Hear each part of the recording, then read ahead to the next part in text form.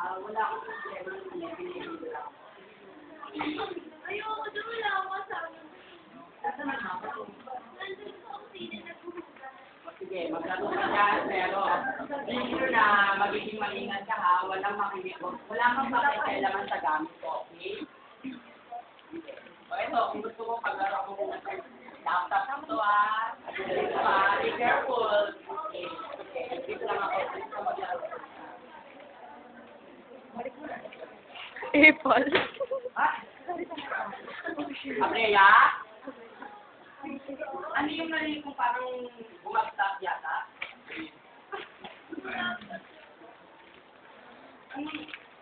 Ano mo talaga? Okay, sabi ko kasi gamitin mo, pero pag mong titirain, papakaano mo talaga. Hindi ka sa namin mo.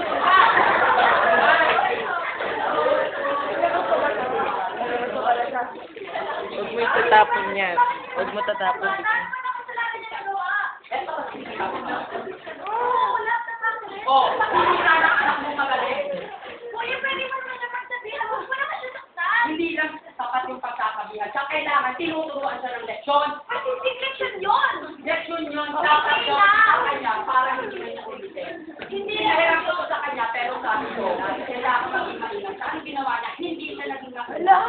Pero hindi pa rin. Dapat na. Teka, malapit ka. Ako mas nakakatandaan ko. Bakit mo ako sinusunod? Kuya, ako muna. Pwede.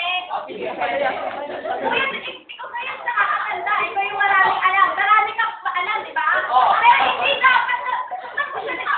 Oh, sakto. Lumayas ka na. Para makatawag ko kayo. Lumayas kayo. Kuya, pero. Lumayas kayo, wala na pero. Ayan. Oh!